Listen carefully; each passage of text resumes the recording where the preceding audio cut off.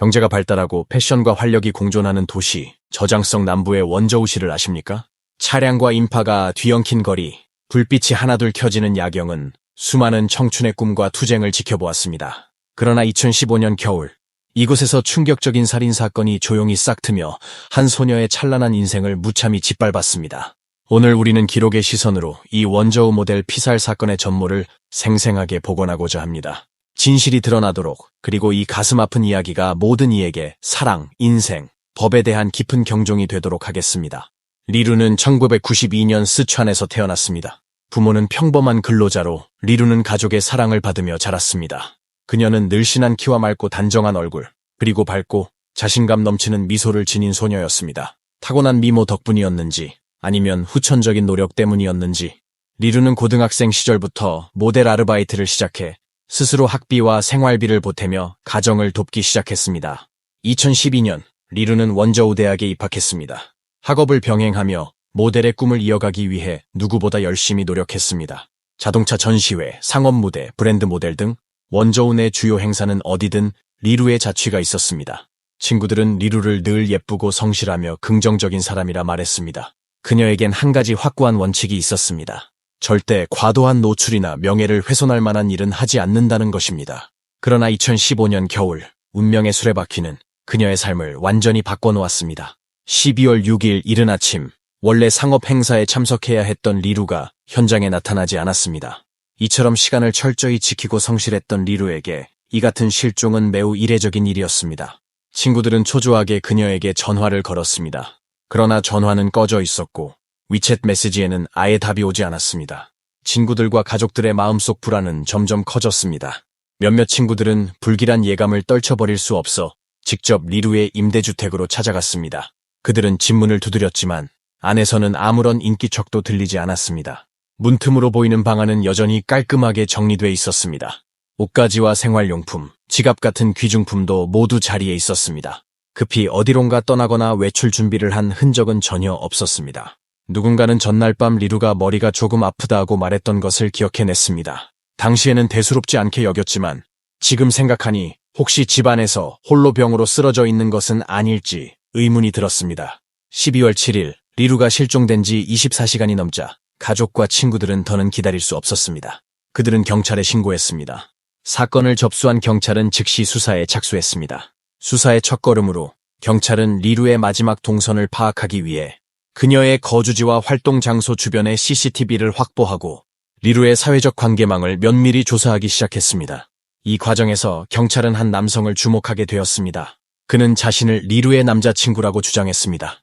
이 남성의 이름은 푸모였습니다. 그러나 리루의 지인들은 이 말에 일제히 의문을 표했습니다. 그들은 리루가 최근까지는 분명히 싱글 상태였다고 증언했습니다. 결국 경찰의 집요한 질문 끝에 푸모는 진실을 털어놓았습니다. 그는 리루와 연인 이상, 연인 미만의 미묘한 관계였으며 그녀를 진심으로 걱정했기 때문에 경찰의 관심을 끌고자 남자친구라고 자처했다고 실토했습니다. 푸모는 중요한 단서를 제공했습니다. 12월 5일 밤 그는 리루와 함께 모임에 참석했고 모임이 끝난 뒤 리루의 집에서 함께 밤을 보냈다고 말했습니다. 그리고 다음 날 아침 리루는 인근 러칭시에서 열리는 상업 행사에 참석하겠다며 홀로 집을 나섰습니다. 그날 오후 리루는 푸모에게 전화를 걸어 행사 일정을 마쳤다고 말했습니다. 그 통화 이후로 리루와 연락이 완전히 두절되었습니다. 경찰은 CCTV 분석을 계속 이어갔습니다. 그러던 중 12월 6일 오후 리루가 행사장을 떠날 때 갈색 마즈다 차량을 타고 이동하는 장면을 발견했습니다. 운전석에는 뜻밖의 인물이 있었습니다. 바로 리루의 전 남자친구 천모였습니다. 천모는 1989년생으로 원저우 출신의 남성이었습니다. 그는 과거 온라인 게임을 통해 리루와 알게 되었고 약 6개월간 교제하다가 이별한 상태였습니다. 그러나 이별 이후에도 천모는 리루에게 집착하며 지속적으로 연락을 시도하고 재결합을 요구했습니다. 리루는 그에게 마음을 완전히 접었지만 그의 집요한 태도와 편집적 성향을 자극할까 두려워 연락처를 차단하거나 연락을 완전히 끊지는 못했습니다. 감시 카메라 영상에서 확인된 바에 따르면 12월 6일 오후 5시 반쯤 천모는 행사장을 떠나는 리루를 차량에 태웠습니다. 리루는 피곤한 기색을 보이며 조수석에 앉아 잠이 들었습니다. 당시 동승했던 동료는 중간에 집 근처에서 먼저 하차했습니다.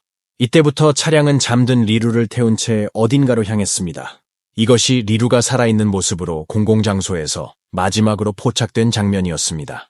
경찰은 차량의 동선을 신속히 추적했습니다. CCTV 영상에 따르면 차량은 오후 6시 47분경 원저우 오하이구의 한 모텔에 도착했습니다.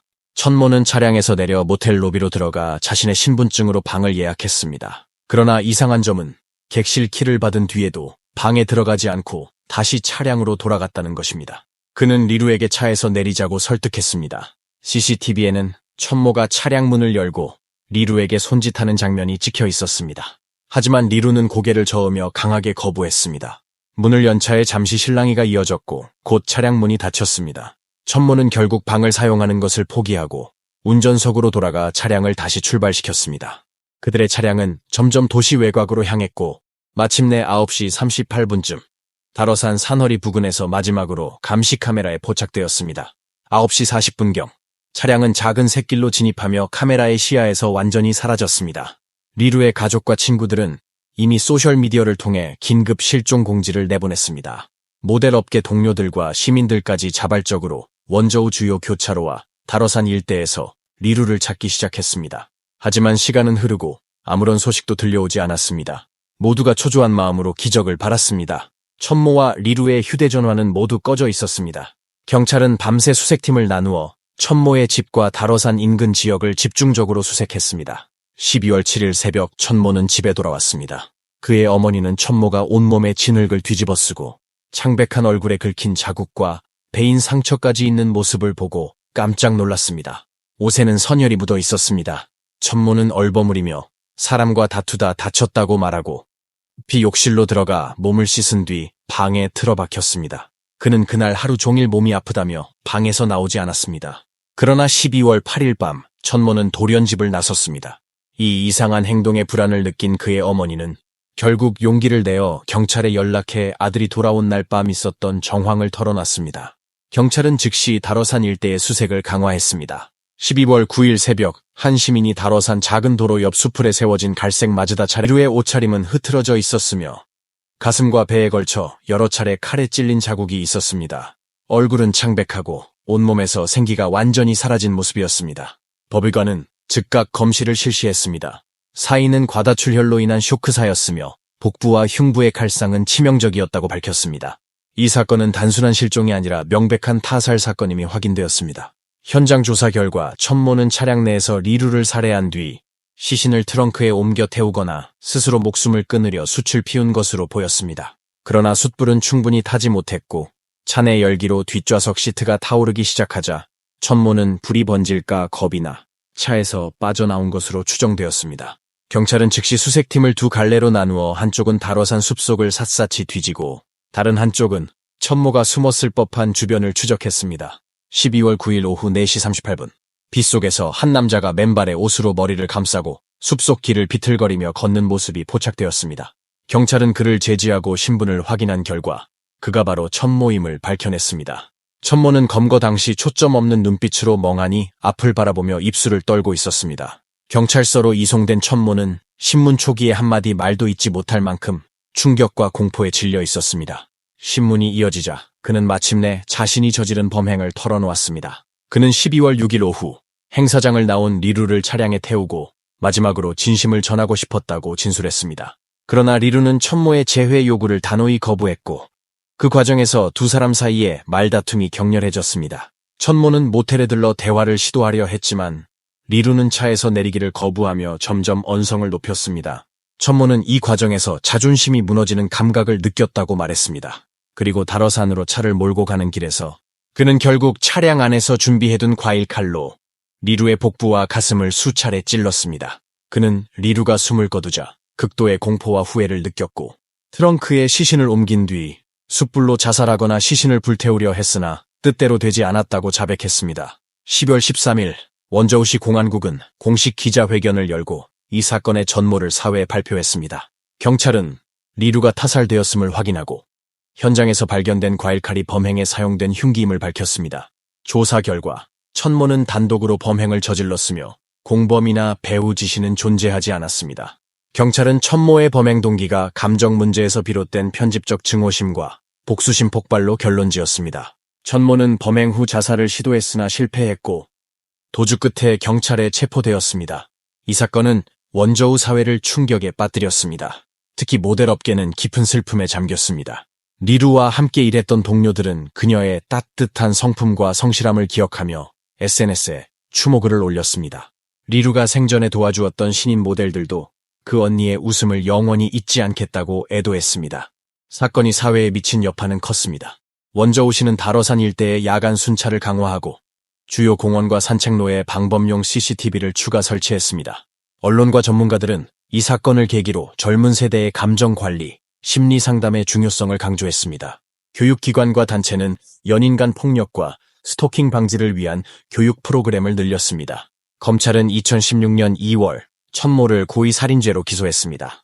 재판 과정에서 천모는 혐의를 인정하고 깊은 후회를 표명했으며 유족에게 사죄했습니다. 그러나 재판부는 범행 수법의 잔혹성과 결과의 심각성, 사회적 영향력을 고려해 엄벌이 불가피하다고 판단했습니다.